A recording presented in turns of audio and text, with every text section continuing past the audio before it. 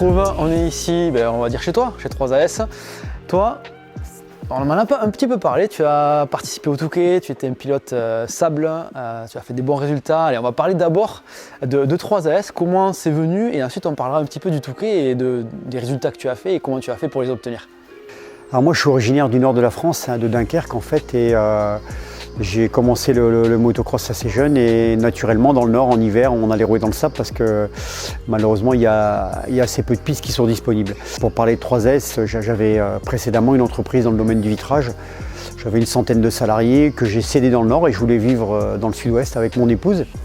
Et donc on a fait le choix de venir ici. Arrivé là, je souhaitais acheter un vignoble. J'en ai hésité beaucoup et puis ça s'est pas fait. Et finalement, je suis tombé sur l'opportunité de l'entreprise 3S Racing qui était à céder donc dans la Seine-Maritime, à côté de Rouen, à Neufchâtel-en-Bray. Je l'ai acheté. J'ai déménagé ici, là, donc à Saint-Jean-d'Iac, où on est actuellement. 14 semaines remorques de déménagement quand même sur 2 mois de temps. Une reprise un peu difficile parce que prendre les rênes d'une entreprise qu'on ne maîtrisait pas, ça n'a pas été évident au départ. Et puis finalement ça l'a fait, et puis maintenant on est ici chez nous, j'ai acheté un terrain, j'ai construit un bâtiment, et donc 3S Racing se porte vraiment bien. Quant à ma carrière moto, si je reviens un petit peu en arrière, moi je suis de l'époque de Jean-Claude Olivier, et j'ai couru toutes les courses de sable en France, Fort-Mahon, le Touquet, etc. Mais aussi en Belgique, j'ai beaucoup couru en Belgique puisque c'était pour les Français naturel d'aller là-bas. Et je faisais, à partir de 18-19 ans, je faisais une trentaine de courses en Belgique par an. Donc tous les week-ends, on allait courir là-bas. J'ai développé mon aptitude et surtout le plaisir à rouler dans le sable. Et dans le sud-ouest, j'ai été récompensé parce qu'il y a beaucoup de pistes ici et je m'entraîne encore toutes les semaines sur cette surface. Je vais participer à mon premier Touquet cette année, je vais m'entraîner pour. Allez, si il te reste quelques petits conseils à donner à un pilote amateur pour justement arriver à trouver le niveau que l'on a sur la terre, dans le sable, qu'est-ce que tu donnerais toi comme conseil? Le premier conseil, il n'y en a qu'un, c'est rouler. C'est rouler dans le sable. Rouler beaucoup pour réussir à faire face à ces courses qui sont quand même assez dures. Le deuxième conseil, je dirais, si on est un petit peu moins préparé, c'est s'économiser. Rouler à 90%, 80%, 70% même pour aller jusqu'au bout de l'épreuve. Rester lucide, ne pas vouloir brûler les cartouches parce qu'à la fin c'est dur. C'est vraiment dur. J'ai encore vu dimanche à Magescq où des pilotes avaient du mal à finir les 2h30. C'était très difficile physiquement. Il y a une autre chose qui est importante pour moi, c'est les lunettes. Ça reste fondamental, préparation des lunettes et les gants. Avoir une paire de gants correcte. À l'époque, moi, je cousais même un petit morceau de daim sur le revers du pouce et ça permettait de nettoyer les lunettes quand il pleuvait. Et j'avais pas de roll-off, tout ça, parce que quand il pleut trop, on n'arrive pas à les tenir, les roll-off. On a juste un double vitrage, c'est tout. Les lunettes, les gants et la préparation physique, voilà. C'est tout simple. On est dans le studio 3AS Racing, le fameux studio où on voit souvent le doc avec des conseils de mécanique. Aujourd'hui, tu es venu en prendre des conseils équipement sable, parce que pas mal de choses que tu savais pas. Oui, exactement, notamment dans le sable. Et puis ici, je vais pas moi donner des conseils de mécanique parce que c'est pas mon fort. On est venu prendre un carton aussi, un petit carton de tout droit venu de chez 3AS et des différents distributeurs. On fait quoi? On va voir ce qu'il y a dedans. Allez. Allez, on a déjà ouvert, on a déjà regardé quand même à l'avance. Un petit casque Kenny. Allez, on va pas l'ouvrir parce que j'aime bien c'est le jour des courses, le sortir du carton et qui est tout de nickel. Donc voilà, un petit casque Kenny néon yellow qui va bien. Carbone. Et Carbone. Ça tu vas me faire le plaisir de le mettre demain en allant rouler quand même. Non. Si. Demain tenue neuve, tu vas pas. On est là pour faire de la vidéo. Moi je vais pas venir te filmer tout l'hiver, tu vas te débrouiller à un moment donné. Je garde. Allez, on va varier des renforts de radiateur. Quand Potisek va te mettre un tour, il pourra sauter sur ta moto, elle va tenir quoi. Ouais, exactement. Ça oui, c'est plutôt pour le Touquet, mais c'est vrai que avant peut-être ça peut servir dans l'entraînement.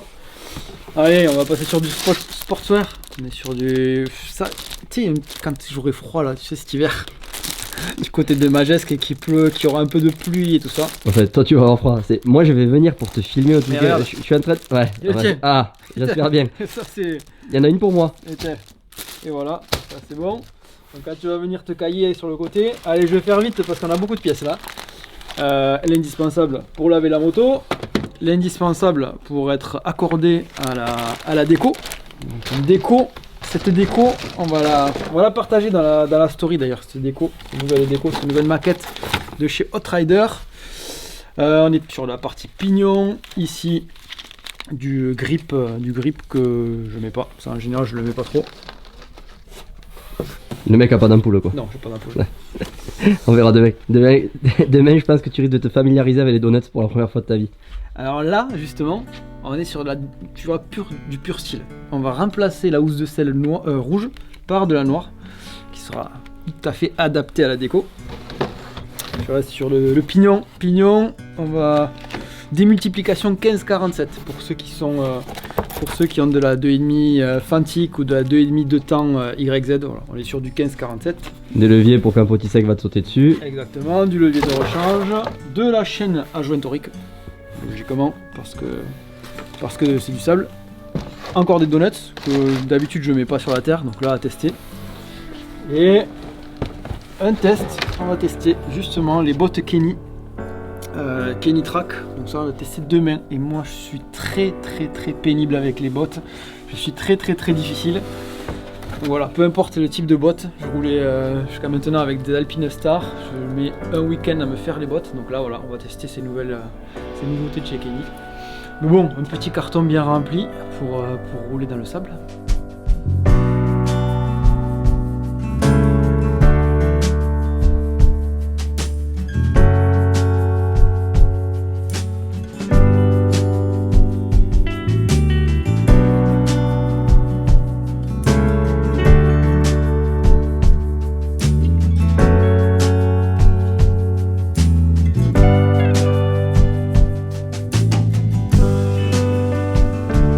Facile la vie d'artiste, hein. Surtout les terrains de sable. Alors là certes il n'y a pas de dénivelé, mais par contre c'est grand, donc il faut marcher pour les filmer les zèbres là. Mais bon, ça donne quand même envie de rouler là, même avec la 300 bêta je me verrais bien mettre des grands coups de louche. Bon, simplement parce que la piste est toute neuve. J'avoue que s'il y avait des trous de 3 mètres, je ferais moins le malin.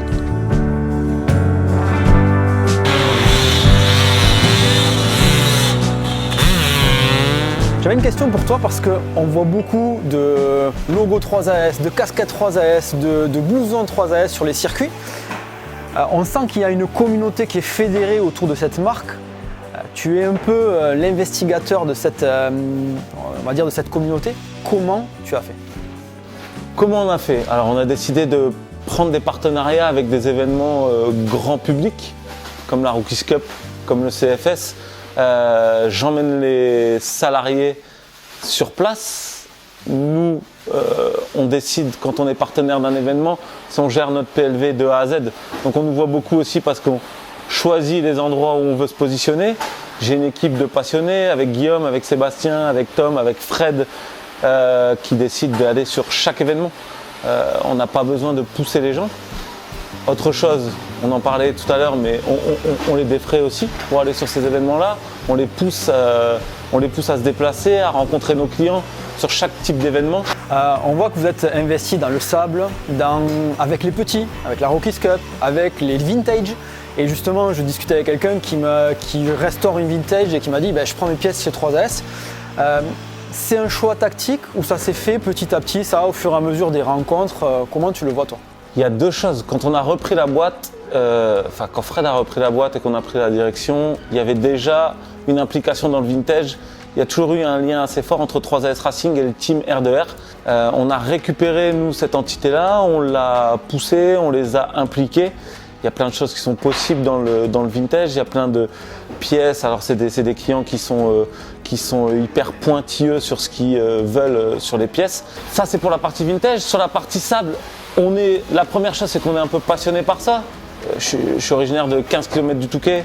Fred a cette passion du sable. Il a, je sais pas, une vingtaine de participations au Touquet. Et il a joué des podiums au Touquet. Donc, on a cet ADN-là. Et la Rookie, c'est une super orga et un coup de cœur professionnel avec Mickaël Lecuy. Et de deux, c'est clairement nos clients de demain, quoi. Ils ont c'est de 7 à 23 ans, si je dis pas de bêtises. Donc aujourd'hui, c'est tous les clients qui vont nous accompagner sur les 20 prochaines années de 3AS Racing. Donc les choix, ils étaient hyper stratégiques, quoi. Et les gars, vous croyez où là? Vous êtes venus pour siroter des verres d'eau ou quoi? Ça fait 1h30 qu'on t'attend. J'étais au taf moi. Tu faisais la sieste sur la piste ou quoi? Ouais, purée. Bon, c'est bon, t'avais mis l'essence ce coup-ci. J'ai mis l'essence et puis maintenant prends du bon temps. Hein. Ouais. C'est le sud-ouest. Hein. Marche de 25 minutes, facile quoi. Ouais, 25, ouais, on va dire ça, allez. Hein, on va vendre ça aux mecs du sable. Hein. Ils vont nous insulter quand ils vont voir la piste et tout. Ils vont se dire, oh les mecs, ils roulent dans des conditions qui n'existent pas, mais c'est pas grave, c'est notre temps. On apprécie. Laissez-nous apprécier, s'il vous plaît. Merci.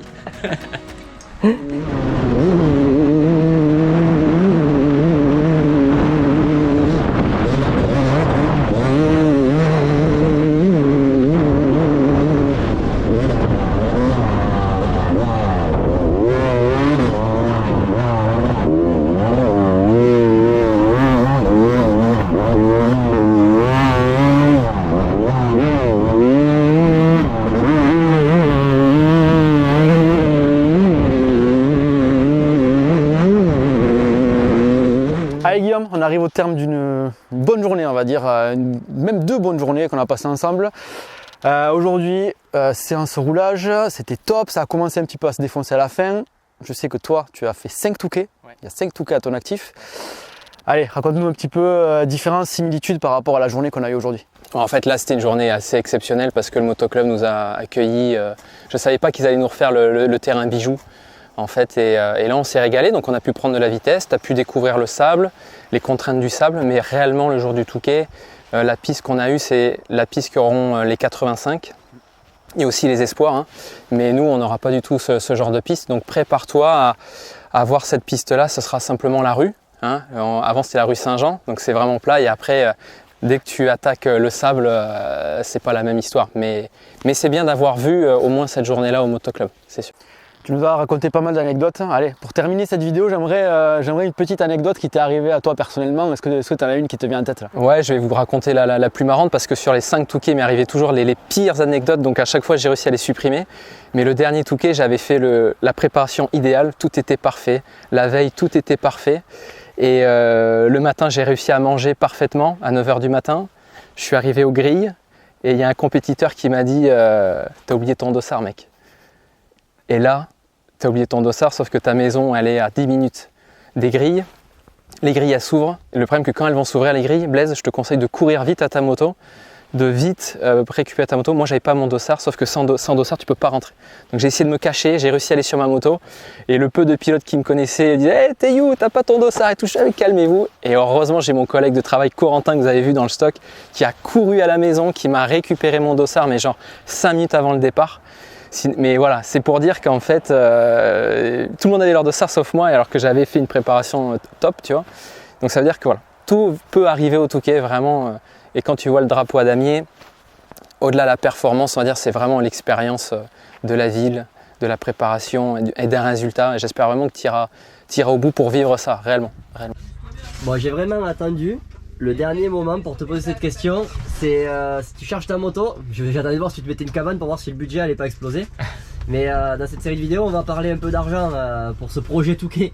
Parce que bon, ça coûte quand même des ronds l'histoire. Ouais, c'est un pari qui coûte cher là. Tu m'as mis dans un pari qui coûte quand même un minimum d'argent. Mais je pense que c'est intéressant, on a vu ensemble que c'est intéressant de montrer à tout le monde ce que ça coûtait quand on vient de la terre, un Touquet de A à Z, de la partie début d'entraînement jusqu'à la fin. Donc comme tu l'as dit, au fur et à mesure de ces vidéos, on va énoncer un petit peu la douloureuse quoi. Ouais, le seul truc qu'on va pas faire, c'est inclure le prix de la moto dedans, puisque tu ferais une saison de terre, il te faudrait une moto aussi. Par contre, on inclut l'essence sur les entraînements, le gasoil pour aller sur les déplacements. Donc on compte 50 centimes du kilomètre, ça compte les péages, ça compte le gasoil, ça compte tout avec le fourgon.